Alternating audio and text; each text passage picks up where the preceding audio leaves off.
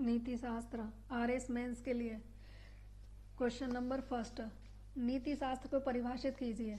नीति शास्त्र एक आदर्श मूलक विज्ञान है जो समाज में रहने वाले सामान्य लोगों के ऐच्छिक कर्मों का मूल्यांकन करता है, और यह मानवीय या आदर्श मूलक विज्ञान जो समाज में रहने वाले सामान्य लोगों के कर्मों या चरित्र का मूल्यांकन करता है। क्वेश्चन नंबर 2, ऐच्छिक व अनैच्छिक कर्मों के बीच मूलभूत अंतर। नंबर 1, ऐच्छिक कर्म वे कर्म जिन पर मनुष्य का नियंत्रण रहता है तथा जिसमें चुनाव की स्वतंत्रता रहती है। एग्जाम्पल, हमें सत्य बोलना चाहिए, चाहे वे झूठ भी बोल सकता है। अनैच्छिक कर्म वे कर्म जिन पर मनुष्य का नियंत्रण नहीं रहता तथा जिसमें चुनाव की कोई स्वतंत्रता प्राप्त नहीं होती। एग्जाम्पल, दिल की धड़कन को मनुष्य खुद से नहीं रोक सकता। क्वेश्चन नंबर 3, क्या नीति शास्त्र बालक, पागल, पशु के कर्मों पर लेखनी चलाता है? नीति शास्त्र आंसर, नीति शास्त्र का काम समाज में से रहने वाले सामान्य मनुष्य के ऐच्छिक कर्मों का मूल्यांकन करता है, अतः वह बच्चों, पागलों, पशुओं के कर्मों का मूल्यांकन नहीं करता। क्वेश्चन, नीति शास्त्र के प्रकार 3 प्रकार हैं। आदर्श मूलक नीति शास्त्र, अधिनीत नीति शास्त्र, व्यवहारिक नीति शास्त्र। आदर्श मूलक नीति शास्त्र, इसका संबंध सुकरात, प्लेटो, अरस्तु से माना गया है। यह नीति शास्त्र का प्राचीन रूप है जिसका कार्य नैतिक मापदंडों की स्थापना करना है। अधिनीति शास्त्र, इसका संबंध मूर की रचना प्रिंसिपिया एथिका से माना जाता है। इसका कार्य नैतिक शब्दों का विश्लेषण करना है, जैसे तत्व विश्लेषणात्मक नीति शास्त्र। व्यवहारिक नीति शास्त्र वह आधुनिक समस्याओं से संबंधित से है जिसमें सामान्य जीवन से संबंधित समस्याओं का मूल्यांकन किया जाता है। क्वेश्चन, नीति शास्त्र की उत्पत्ति संबंधी व्याख्या कीजिए। आंसर, नीति शास्त्र की उत्पत्ति ग्रीक यूनानी भाषा के एंथोस से हुई है जिसका अर्थ है परंपरा, मानवीय आचरण, या इसे मोरल फिलॉसफी भी कहा जाता है। क्वेश्चन नंबर, नीति शास्त्र की प्रमुख 2 विधियां बताइए। नीति शास्त्र के अंतर्गत प्रमुख रूप से 2 विधियां प्रचलित हैं, निगमनात्मक और आगमनात्मक, मनोवैज्ञानिक और अमनोवैज्ञानिक। निगमनात्मक, इसके अंतर्गत नैतिक नियमों को अटल, शाश्वत, सनातन माना जाता है। इससे हम सामान्य सिद्धांत से विशेष सिद्धांत का प्रतिपादन करते हैं, सामान्य से विशेष की ओर आना। एग्जाम्पल, इसमें 3 वाक्यों के अंतर्गत 2 आधार वाक्य और 1 निष्कर्ष वाक्य होता है। एग्जाम्पल, सभी मनुष्य मरणशील हैं, राम एक मनुष्य है, अतः राम मरणशील है। आगमनात्मक विधि, इसमें नैतिक नियमों को परिवर्तन माना जाता है, विशेष से सामान्य की ओर। एग्जाम्पल, 1, 2, 3 मनुष्य मरणशील है, अतः सभी मनुष्य मरणशील हैं। क्वेश्चन, नीति शास्त्र के विभिन्न सिद्धांतों को वर्णित कीजिए। नीति शास्त्र में मुख्य रूप से 3 सिद्धांत दिखाई देते हैं, वस्तुनिष्ठ, व्यक्तिनिष्ठ और व्यवहारिकवाद। इसी को उपयोगितावाद कहते हैं। वस्तुनिष्ठ सिद्धांत वह सिद्धांत जिसमें दैनिक नियम अपने आप में पूर्ण होते हैं, उन्हें सिद्ध करने के लिए किसी प्रकार के बाह्य मापदंड की आवश्यकता नहीं रहती। इसमें सुकरात और प्लेटो। सुकरात ने इसके अनुसार नैतिक नियम आत्मनिष्ठ, व्यक्तिनिष्ठ नहीं होते, बल्कि नैतिक नियम वस्तुनिष्ठ, सार्वभौमिक होते हैं जो सभी पर समान रूप से लागू होते हैं। समर्थक इनके थे कांट। व्यक्तिनिष्ठ सिद्धांत, इसमें नैतिक नियम व्यक्ति की इच्छा व भावनाओं पर आधारित माने जाते हैं। सोफिस्ट, जो समय, काल, नियम के अनुसार परिवर्तित हैं, इसमें नैतिकता को सार्वभौमिक नियम के रूप में स्वीकार नहीं किया गया। व्यवहारवादी सिद्धांत, वे सिद्धांत या नैतिक नियम जो हमारे लिए उपयोगी हैं और हमें व्यवहारिक जीवन में सफलता प्राप्ति करवाते हैं। इसका संबंध जेम्स से है।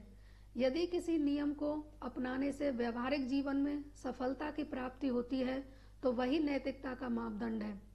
किसी परिस्थिति में अगर कोई कर्म उपयोगी है तो वह नैतिक कर्म माना जाएगा। क्वेश्चन, क्या नीति शास्त्र एक व्यवहारिक विज्ञान है? मैकेंजी और हेयर। क्वेश्चन, नैतिक शब्द, ऐसे कोई भी शब्द या वाक्यांश जिनके द्वारा किसी भी व्यक्ति के चरित्र अथवा आचरण का किसी भी रूप में मूल्यांकन किया जा सकता हो। एग्जाम्पल, शुभ अशुभ, उचित अनुचित, कर्तव्य और अकर्तव्य। नैतिक संप्रत्यय, मॉरल कंसेप्ट, वे नैतिक मापदंड, मूल्य, आदर्श जिनका प्रयोग व्यवहारिक जीवन में किया जाता है नैतिक संप्रत्यय कहलाते हैं। एग्जाम्पल, शुभ अशुभ, उचित अनुचित। नैतिक संप्रत्ययों को मुख्य रूप से दो भागों में विभाजित किया जाता है। नंबर 1, कर्मबोधक या कर्म मूलक। नंबर 2, चरित्रबोधक या चरित्र मूलक। अब है कर्मबोधक, वे नैतिक संप्रत्यय जिनसे व्यक्ति के कर्म आचरण का मूल्यांकन किया जाता है। एग्जाम्पल, उचित और अनुचित। और चरित्रबोधक, वे नैतिक संप्रत्यय जिनसे व्यक्ति के चरित्र का मूल्यांकन किया जाता है, जैसे शुभ और अशुभ। ऋत, क्वेश्चन, ऋत की अवधारणा को समझाइए। ऋग्वेद में वर्णित कर्मवाद की वह नैतिक व्यवस्था जिसके आधार पर संपूर्ण विश्व का संचालन होता है ऋत कहलाता है। ऋतस्य गोप्या, ऋत का संचालक देवता वरुण को माना जाता है। ऋत की वैज्ञानिक, भौतिक, प्राकृतिक, नैतिक व्यवस्था है। क्वेश्चन, ऋत की विषय वस्तु, ऋत सत्य का प्रतीक है जो संपूर्ण जगत में संगठन, संतुलन, व्यवस्था का मूल आधार है। ऋत की व्यवस्था वैज्ञानिक, भौतिक, प्राकृतिक। वैज्ञानिक नैतिक है। वैज्ञानिक नैतिक में क्या आता है? भौतिक और प्राकृतिक। ऋत वैज्ञानिक पक्ष, जगत की वह भौतिक व प्राकृतिक व्यवस्था जिसके तहत सूर्य, चंद्रमा आदि व्यवस्थित व संतुलित रूप से अपना काम करते हैं। ऋत का नैतिक पक्ष, ऋत का नैतिक पक्ष क्रमवाद है जिसमें व्यक्ति स्वयं के चुने हुए कर्तव्यों के लिए स्वयं ही जिम्मेदार है। ऋत की अवधारणा क्रमवाद के नाम से भी जानी जाती है। ऋत को भारतीय नीति शास्त्र के न्याय दर्शन में अदृष्ट कहा जाता है और मीमांसा दर्शन में अपूर्व कहा जाता है। अब है ऋण। क्वेश्चन, ऋण से तात्पर्य वह नैतिक सामाजिक कर्तव्य, उत्तरदायित्व जिनका संबंध मानव जीवन से है ऋण कहलाते हैं। भारतीय हिंदू दर्शन में ऋण का प्रयोग सर्वप्रथम शतपथ ब्राह्मण में किया गया। क्वेश्चन, ऋण के प्रकार। ऋण 3 प्रकार के हैं, देव ऋण, ऋषि ऋण और पितृ ऋण। अब है देव ऋण। इसका संबंध प्रकृति के नैतिक उत्तरदायित्व से है। मनुष्य का जन्म देवी की कृपा से होता है और उन्हीं की कृपा से उसे प्रकाश, ऊष्मा, जल आदि की प्राप्ति होती है। मनुष्य के प्रति देवताओं का यह ऋण देव ऋण कहलाता है। देव ऋण को यज्ञ के माध्यम से चुकाया जा सकता है। इससे देवता प्रसन्न होते हैं, वातावरण शुद्ध होता है और मनुष्य को मानसिक शांति प्राप्त होती है। अब है ऋषि ऋण। इसका संबंध अध्ययन व अध्यापन से है।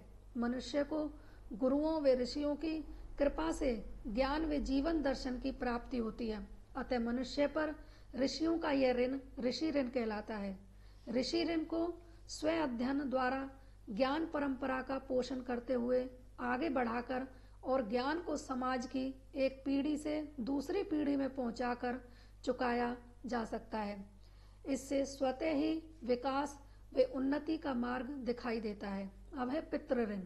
इसका संबंध संतान उत्पत्ति से है। माता पिता बालक को जन्म देकर वे समुचित व्यवहार द्वारा सम्मानीय नागरिक बनाते हैं। यह माता पिता के प्रति बालक का पितृ ऋण है।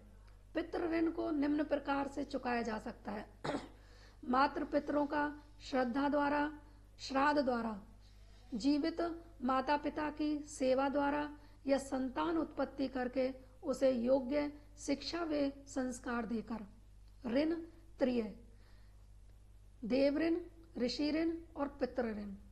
देव ऋण में यज्ञ से चुकाया जाता है, ऋषि ऋण में स्वयं धन से चुकाया जाता है और पितृ ऋण में संतान उत्पत्ति से। इसके अतिरिक्त मनुष्य ऋण भी होता है। इसे दया, करुणा और मानवीय गुणों द्वारा इस ऋण को चुकाया जा सकता है या ऋण से मुक्ति पाई जा सकती है। अब है सद्गुण। सद्गुण की डेफिनेशन, वह स्थायी मनोवृत्ति जिसे अभ्यास व प्रयत्न से प्राप्त किया जा सकता है। नंबर 2, अभ्यास पूर्वक कर्तव्य का पालन करने से विकसित होने वाला नैतिक गुण सद्गुण है, जिससे अच्छे चरित्र का निर्माण होता है और नैतिक शुभ को करने तथा नैतिक अशुभ को न करने का अभ्यास ही सद्गुण कहलाता है। नंबर 2, सद्गुण क्या है? सद्गुण शब्द ग्रीक यूनानी भाषा के एरेट शब्द से बना है, जिसका अर्थ है श्रेष्ठता, अच्छाई अथवा चरित्र की उत्कृष्टता। सुकरात का सद्गुण से क्या संबंध है? सुकरात का प्रसिद्ध सिद्धांत ज्ञान ही सद्गुण है। इसका तात्पर्य है ज्ञान हमेशा अपने आचरण एवं व्यवहार के माध्यम से अभिव्यक्त होता है। सुकरात के अनुसार ज्ञान क्या है? शुभ अशुभ, उचित अनुचित, सही गलत के मध्य भेद करने का सामर्थ्य ही ज्ञान है। सुकरात का सद्गुणों की एकता का सिद्धांत क्या है?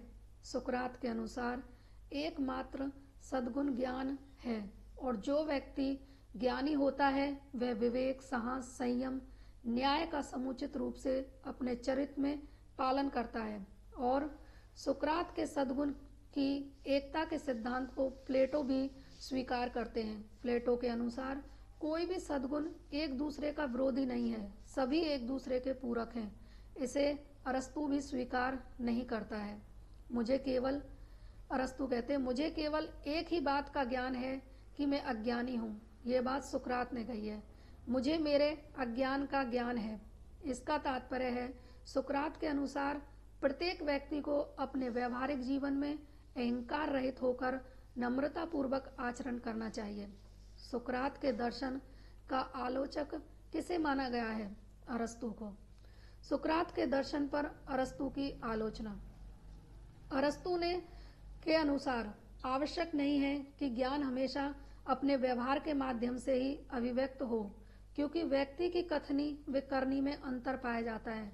ऐसा देखा जाता है कि बड़े बड़े आदर्श पुरुष, ज्ञानी पुरुषों का आचरण एकदम विपरीत होता है। नंबर 2, अरस्तु के अनुसार सद्गुणों की एकता का सिद्धांत भी स्वीकार नहीं किया जा सकता, क्योंकि ज्ञानी पुरुष विवेकी हो सकता है, लेकिन जरूरी नहीं है कि वे समुचित रूप से साहस, संयम और न्याय को अपनाए। अब है प्लेटो का सद्गुण। क्वेश्चन, प्लेटो का सद्गुण संबंधी सिद्धांत बताइए। प्लेटो का सद्गुण संबंधी सिद्धांत मुख्य सद्गुण के नाम से जाना जाता है। क्वेश्चन, प्लेटो के अनुसार 4 मुख्य सद्गुणों के नाम बताइए। विवेक, साहस, संयम और न्याय। क्वेश्चन, प्लेटो के अनुसार न्याय क्या है? परिभाषित कीजिए। प्लेटो के अनुसार न्याय को अहस्तक्षेप की नीति माना गया है, अर्थात समाज में रहकर अपने लिए निर्धारित कर्तव्यों का समुचित रूप से पालन करना तथा दूसरे के कार्यों में हस्तक्षेप न करना ही न्याय है। क्वेश्चन, प्लेटो का सिद्धांत किससे समानता रखता है?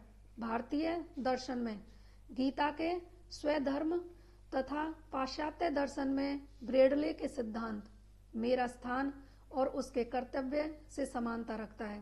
क्वेश्चन, प्लेटो सद्गुणों का विभाजन किस प्रकार करता है? प्लेटो के अनुसार समाज के 3 वर्ग हैं, प्रशासक वर्ग, सैनिक वर्ग और योद्धा वर्ग, कृषक, मजदूर और व्यापारी वर्ग। तीनों में 3 प्रकार के मुख्य सद्गुणों का होना अनिवार्य है, जो क्रमशः विवेक, साहस, संयम के नाम से जाने जाते हैं। जब तीनों वर्ग अपने लिए निर्धारित कर्तव्यों का समुचित रूप से पालन करते हैं, तब समाज में स्वतः ही न्याय की उत्पत्ति होती है। प्लेटो के अनुसार न्याय सर्वोच्च सद्गुण है, क्योंकि यह सद्गुण अन्य सभी सद्गुणों के बीच आंतरिक रूप से संतुलन व सामंजस्य की स्थापना करता है। क्वेश्चन, क्या प्रशासन में प्लेटो का सद्गुण प्रासंगिक है?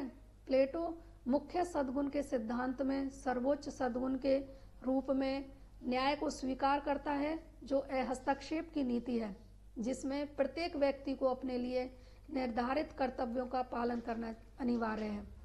एक लोक सेवक के द्वारा अहस्तक्षेप की नीति पूर्णतः प्रशासन में संतुलन व व्यवस्था का आधार बन सकती है। जो व्यक्ति जिस पद पर आसीन है उसे उस पद की गरिमा के अनुरूप अपने कर्तव्यों का निर्वहन करना अनिवार्य है, किंतु एक पद पर रहते हुए व्यक्ति को किसी अन्य के कार्यों में हस्तक्षेप नहीं करना चाहिए। इससे न केवल व्यक्ति की प्रतिष्ठा पर अपितु उसके कार्य नियोजन पर भी प्रभाव पड़ता है।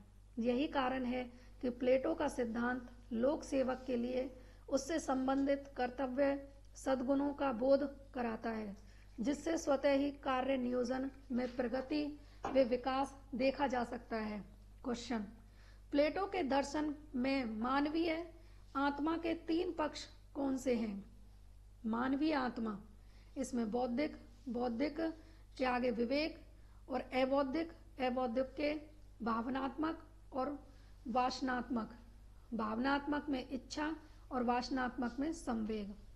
जब मानवीय आत्मा का भावनात्मक व वासनात्मक भाव बुद्धि के नियंत्रण में अपना कार्य करता है, तब मानवीय स्वभाव में संतुलन और सामंजस्य की स्थापना दिखाई देती है।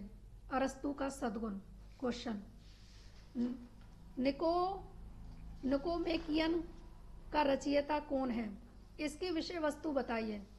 निकोमेकेनियन का रचयिता अरस्तु है। यह नीति शास्त्र का प्रथम लिखित ग्रंथ है।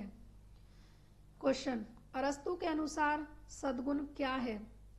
वह मनोवृत्ति जिसे अभ्यास तथा प्रयास से प्राप्त किया जा सकता है सद्गुण कहलाता है। अरस्तु के अनुसार सद्गुण अनेक हैं।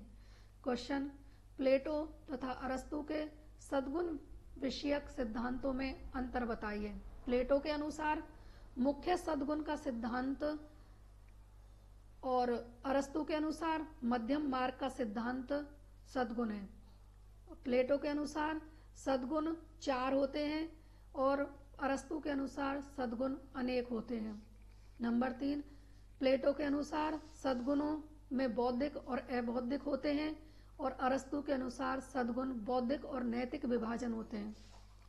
प्लेटो के अनुसार न्याय हस्तक्षेप की नीति है और अरस्तु के अनुसार न्याय समान वितरणात्मक प्रणाली है। क्वेश्चन, अरस्तु का मध्यम मार्ग का सिद्धांत क्या है? अरस्तु के अनुसार प्रत्येक नैतिक सद्गुण 2 मतों के मध्य की अवस्था है। यथासंभव संयम, ना तो एकदम सांसारिक भोगी पुरुष बनाता है और ना ही एकदम वैरागी। क्वेश्चन, अरस्तु द्वारा मान्य सद्गुणों का विभाजन। सद्गुण, बौद्धिक सद्गुण के आगे विवेक और नैतिक सद्गुण के आगे है साहस, न्याय, संयम, दया, करुणा, नम्रता, मित्रता आदि मानवीय भाव। क्वेश्चन, अरस्तु के अनुसार मित्रता का आधार क्या है? मित्रता का आधार है चरित्र की श्रेष्ठता, अर्थात समाज में जो व्यक्ति जितना उत्कृष्ट चरित्र का होता है उसी को मित्र बनाना चाहिए। क्वेश्चन, सद्गुण व कर्तव्य में संबंध बताइए। सद्गुण का संबंध जहाँ मानवीय चरित्र के आंतरिक पक्ष से होता है, वहीं कर्तव्य पालन उसका बाह्य रूप है। कर्तव्य का सतत रूप से अभ्यास करने पर वह सद्गुण के रूप में दिखाई देता है। अब है कर्तव्य। क्वेश्चन, कर्तव्य के संप्रत्यय को स्पष्ट कीजिए। आंसर, वह नैतिक मापदंड जिसके आधार पर किसी व्यक्ति के कर्म आचरण का मूल्यांकन किया जाता है कर्तव्य कहलाते हैं, और परम शुभ की प्राप्ति हेतु किया जाने वाला कार्य नैतिक कर्तव्य कहलाता है। इसमें नैतिक बाध्यता का होना अनिवार्य है, जिसका संबंध अंतर्बोध अंतरात्मा से है। क्वेश्चन, उचित व कर्तव्य में मूलभूत अंतर बताइए। नंबर 1, वे कर्म जो नैतिक नियमों के अनुरूप होते हैं उचित कहलाते हैं। इन्हें अपनाने में किसी भी प्रकार की नैतिक बाध्यता नहीं होती, जबकि कर्तव्य पालन में एक प्रकार की नैतिक बाध्यता निहित रहती है। नंबर 2, जो उचित है वह आवश्यक नहीं है और वह हमारा कर्तव्य भी हो, किंतु कर्तव्य की अवधारणा में नियमानुसार औचित्यपूर्ण कर्म स्वतः ही निहित हो जाते हैं। क्वेश्चन, क्या कर्तव्य पालन में बाध्यता निहित मानी जा सकती है?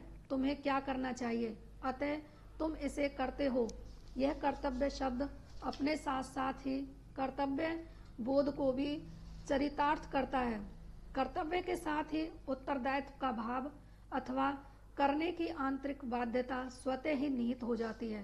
क्वेश्चन, क्या कर्तव्य अधिकार से संबंधित माने जा सकते हैं? हाँ, अधिकार व कर्तव्य में अंतोन्नान संबंध माना जा सकता है। जो मानवीय अधिकार हैं वे ही मानवीय कर्तव्य में स्वीकार सकते हैं। एग्जाम्पल, जीवन का अधिकार, प्रगति का अधिकार। क्वेश्चन, कर्तव्यों के प्रकार व भेद बताइए। कर्तव्यों के विभिन्न भेद माने जा सकते हैं। कांट के अनुसार कर्तव्य पूर्ण बंदी कर्तव्य, इनका संबंध कानूनी बाध्यता व दंड से है। एग्जाम्पल, हत्या ना करना। और अपूर्ण बंदी कर्तव्य नंबर 2, इन्हें करने में मनुष्य को कुछ स्वतंत्रता प्राप्त होती है। एग्जाम्पल, किसी की सेवा करना, पढ़ाई करना। नंबर 2, कर्तव्य। कर्तव्य दो प्रकार के होते हैं, प्राकृतिक कर्तव्य और कृत्रिम कर्तव्य। प्राकृतिक वे कर्तव्य जिनका संबंध अंतरात्मा की आवाज तथा प्राकृतिक संबंधों से है, इनका समुचित पालन करना प्राकृतिक कर्तव्य कहलाता है। और कृत्रिम कर्तव्य जिनका संबंध बाह्य आचरण से माना जाता है और जिन्हें करने के लिए व्यक्ति स्वतंत्र होता है। अब है नंबर 3, कर्तव्य। सीमित, व्यक्तिगत और विशिष्ट होते हैं। इनका संबंध मानवीय इच्छा व भावनाओं से होता है तथा इनके पालन में व्यक्ति देश, काल, परिस्थिति से बंधा रहता है। नंबर 2, और यह कर्तव्य व्यापक भी होते हैं। वे कर्तव्य जो सभी पर समान रूप से लागू होते हैं तथा जिनका संबंध व्यक्ति की इच्छा भावनाओं से नहीं होता। एग्जाम्पल, दया, करुणा, ममता, अहिंसा, प्रेम आदि। क्वेश्चन, कांट का कर्तव्य के लिए कर्तव्य सिद्धांत क्या है? कांट के अनुसार व्यक्ति को परिणाम निरपेक्ष होकर कर्तव्य चेतना की भावना से निष्ठापूर्वक केवल अपने कर्तव्यों को करना चाहिए। कांट का यह सिद्धांत भारतीय दर्शन में गीता के निष्काम कर्म योग से समानता रखता है। क्वेश्चन, कर्तव्य का संघर्ष किसे कहते हैं और ऐसा होने पर चुनाव का आधार किसे माना जाएगा? आंसर, जब विभिन्न प्रकार के कर्तव्यों में से व्यक्ति को किसी एक कर्तव्य का चुनाव करना होता है, व्यक्ति की उस चुनाव को लेकर उत्पन्न हुई मानसिक उलझन कर्तव्य संघर्ष कहलाती है। नंबर 2, कर्तव्य संघर्ष होने पर व्यक्ति को अपनी अंतरात्मा अथवा स्व विवेक से आदेश को मानते हुए उसी कर्तव्य का चयन करना चाहिए जिसका प्राथमिक रूप से महत्व हो। क्वेश्चन, क्या कर्तव्य पालन व्यक्ति को सद्गुणी बना सकता है, चरित्रवान बना सकता है? हाँ, जब व्यक्ति नैतिक तथा शुभ कर्मों को अपने जीवन में चरितार्थ करता है तो वह कर्तव्य पालन की अवधारणा स्वतः ही व्यक्ति को चरित्रवान व आदर्श पुरुष बना देता है।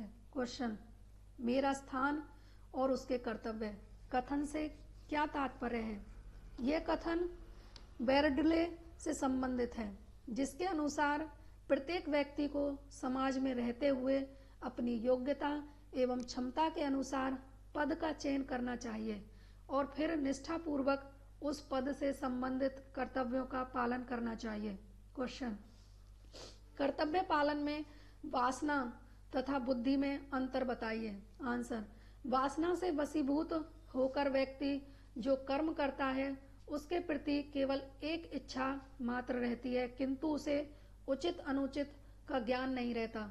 किंतु बुद्धि के द्वारा लिए गए निर्णय हमेशा व्यक्ति को समुचित कर्म चयन में सहायता देते हैं। यही कारण है कि कर्तव्य पालन में व्यक्ति को वासना की अपेक्षा बौद्धिक आदेश को स्वीकार करना चाहिए। क्वेश्चन, शुभ का संप्रत्यय किसे कहते हैं? शुभ, यह जर्मन भाषा के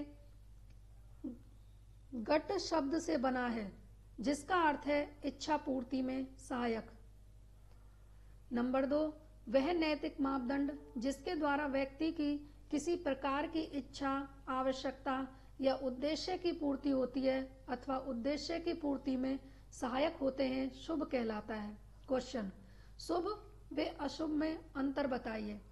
आंसर, जिसमें सकारात्मक पहलू का भाव होता है तथा जो इच्छा की पूर्ति में सहायक होता है शुभ कहलाता है, और नकारात्मक भाव को लिए हुए इच्छा पूर्ति का बाधक तत्व अशुभ कहलाता है।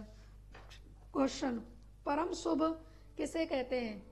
शुभ के मध्य साधन साध्य की क्रमिक व्यवस्था में वह सर्वोच्च नियामक तत्व जिसकी ओर अन्य सभी शुभ अग्रसर होते हैं परम शुभ कहलाता है। क्वेश्चन, शुभ के विभिन्न भेद बताइए।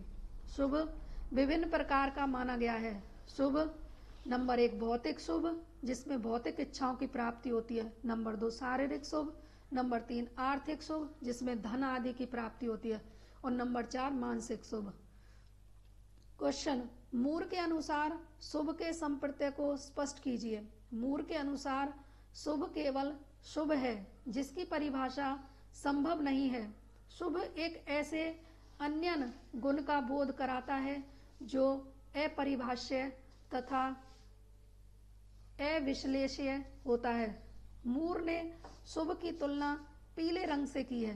क्वेश्चन, ये RS 2016 में आया। प्रकृतिवादी तर्क दोष। मूर के अनुसार जहां हम नैतिक शब्द की व्याख्या किसी तथ्यपरक फैक्ट प्राकृतिक शब्द से करते हैं, वहां प्रकृतिवादी तर्क दोष माना जाता है। यथा ए शुभ है क्योंकि वह सुगंध है। क्वेश्चन, शुभ की संज्ञा विशेषण के रूप में व्याख्या कीजिए।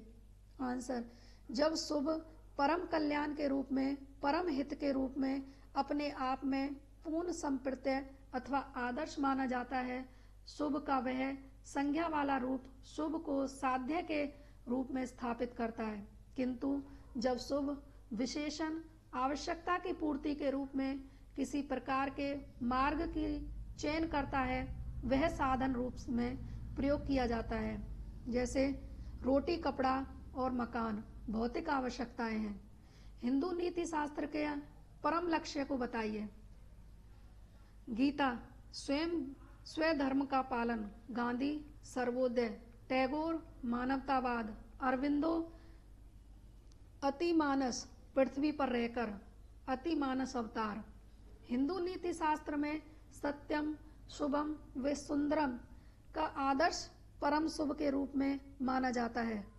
क्वेश्चन, शुभ का संबंध किससे माना गया है अथवा विषय वस्तु? आंसर, शुभ सार्वभौमिक हित का सूचक है। इसका संबंध मानवीय हित व कल्याण से है। नंबर 2, शुभ बोध सूचक है जिसका संबंध अनुभूतियों से है।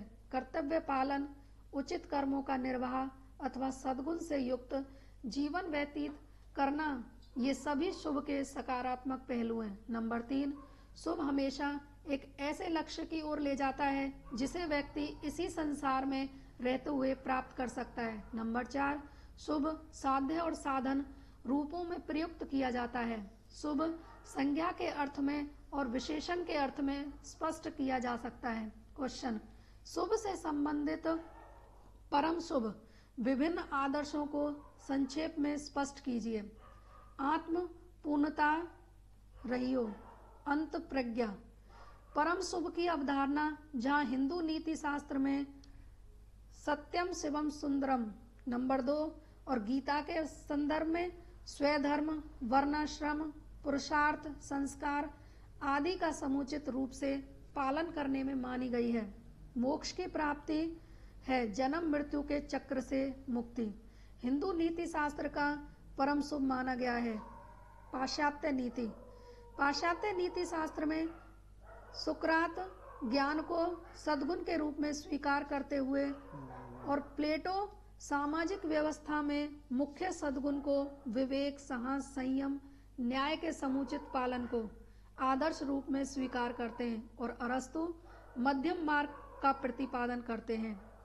और सुखवादी सुख की प्राप्ति को परम शुभ मानते हैं और उपयोगितावाद में अधिकतम व्यक्तियों के अधिकतम सुख, हित, कल्याण को महत्व दिया जाता है। और कांट के अनुसार कर्तव्य के लिए कर्तव्य शुभ संकल्प को परम आदर्श माना गया है।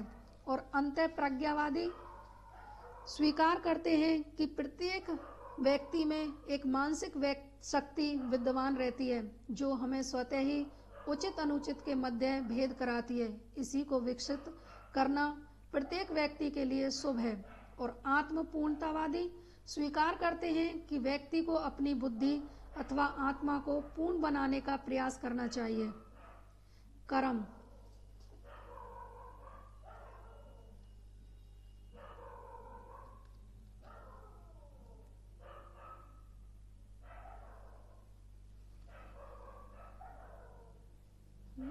क्लिक करे आप